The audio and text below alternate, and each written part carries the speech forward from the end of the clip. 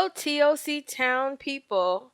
We are here with Tony Briscoe, the my. Endurer.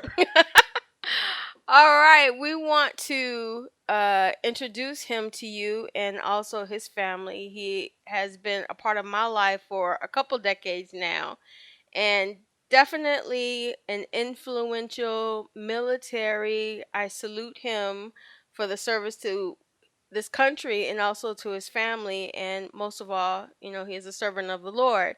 So, Tony, why don't you go ahead and introduce yourself and to the community of TOC Town? Well, greetings to the community of TOC Town. The name is Tony Briscoe. My Holy Spirit given name is the Endurer. Some folks like to call it their spoken word name, but my name was given to me in the midst of writing. So that's what I go by, and that's what I call it. So I am from Chicago, born and raised. Have a pretty intricate upbringing, a pretty intricate background. But with that, I just love people, and that's the whole business of Tony Briscoe. Is I love people. The Endurer loves people, and so that's what I do. Profession wise, I am a technology manager, but again, I wouldn't consider myself a hardcore tech. I love people, and technology is the bridge that gets me to people. So I have to know something about it and know how to move and shake things. So I don't do anything on the programming side, but when it gets down to putting a plan together, designing infrastructure, building buildings the proper way, I am your man. So that's the project management side of me in my role as assistant director for the organization that I work for. But that's not the core of me. The core of me, again, is people. I've just learned to be a servant. The book of Mark is all about servanthood, the gospel according to Mark, and that's what I try to live my life after being a servant.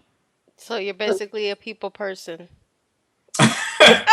What is this? Take all my thunder away. Yes, I'm just a people person. Thank you very much. No, that's not what I meant. But because what I was like, that's a great segue to our next uh question, because one of the thing is we try to ask counterculture questions, because a lot of times Monday is the day that's dreaded by most folk, because half the time they're coming through with a hangover that they're trying to get to work and to whatever next meeting.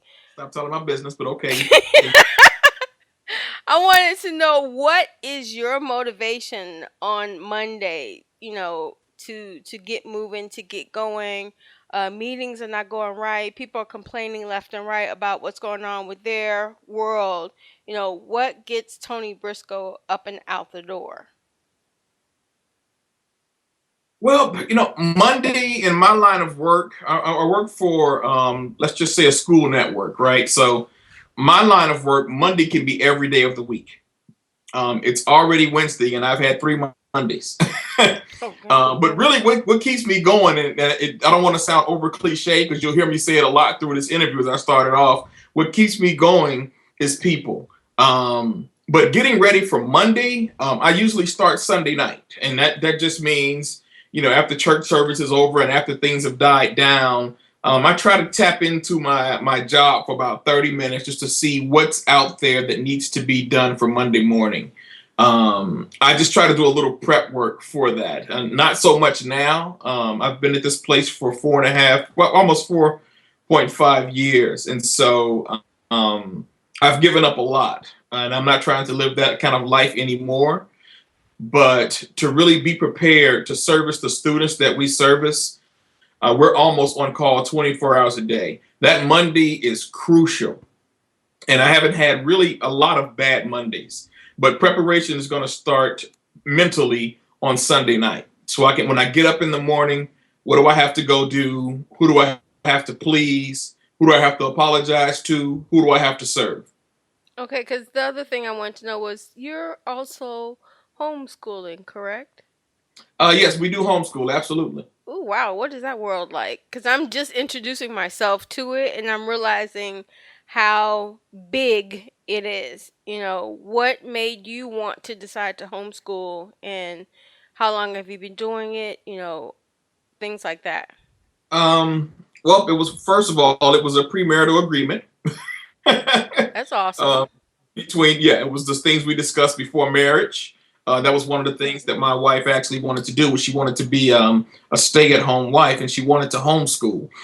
Whether we'll do it through high school is up for debate still, but definitely up to eighth grade. So we get homeschoolers get a lot of flack, right? And so despite the fact that I believe 75% of the spelling bee champions are homeschooled, if that statistic is correct, or at least participants are homeschooled. We wanted to be able to instill values in our daughter that the world typically won't allow you to do. And so that includes incorporating our faith, our beliefs as Christians into part of her curriculum every day. So before anything gets started with school, the first part of her school is her introduction to biblical knowledge. And so, especially since she gave her life to the Lord last year, these are just things that we keep in front of her that she learned. So that was one of the big things. People often think that we try to pull our kids to homeschool them to keep them from the world. That's impossible. My daughter doesn't go to school, and I learned on this past Saturday she knows the D-Lo Shuffle. I was like, "What? Are you kidding me? Where did you get this from?" Right? Like, how do you know this? But kids still talk, kids still fellowship, kids still communicate, and kids still have their own thing. So I can't knock her for the D-Lo Shuffle because we do the bus stop, right? It's just their thing. So, True. but we can't shield them from everything, but to try to protect them and not really protect them, prepare them. So there are some things that she should not have to experience early on.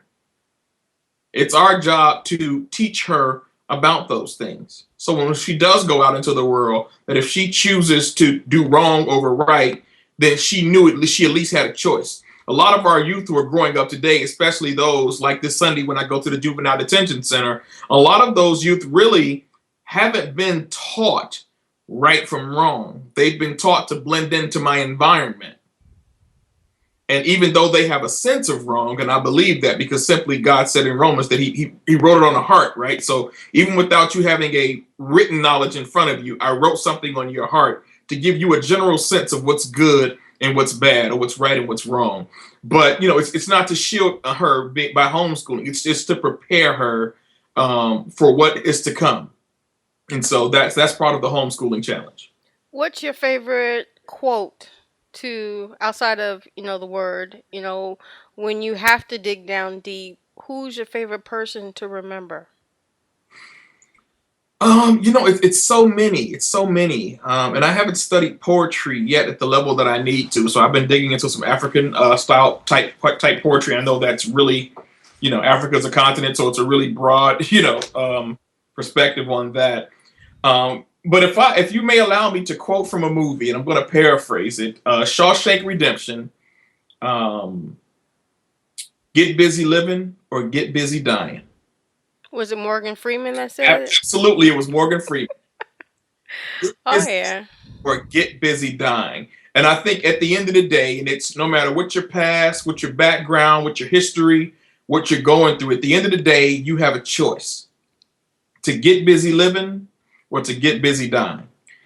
And I think you have to really go in with that kind of life attitude every day to get busy living or get busy dying. In other words, and the get busy dying is not necessarily suicidal, even though it was hinted at suicide from his buddy who hung himself when he got released from prison. But I think it's, are you going to stay in this state of complaining, or are you going to live and do something about it? I think Awesome. that's the ultimate challenge that came from that quote for me from Shawshank Redemption.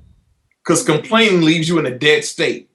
But living and working through that complaint really gets you in a place where you have to think outside of the box and outside of the norm. And that's what I try to do. Even at 43 years old, even wrestling within myself, even battling low self esteem, all of those things. Every day I make a conscious decision that no matter what comes at me, yep, it may upset me. I may whine about it a little bit, but I'm going to still get my job done. And I'm going to still work at 120% and give it my all. Ladies and gentlemen, that wraps up our first part of our interview with Tony Briscoe. Stay tuned because we do have a part two.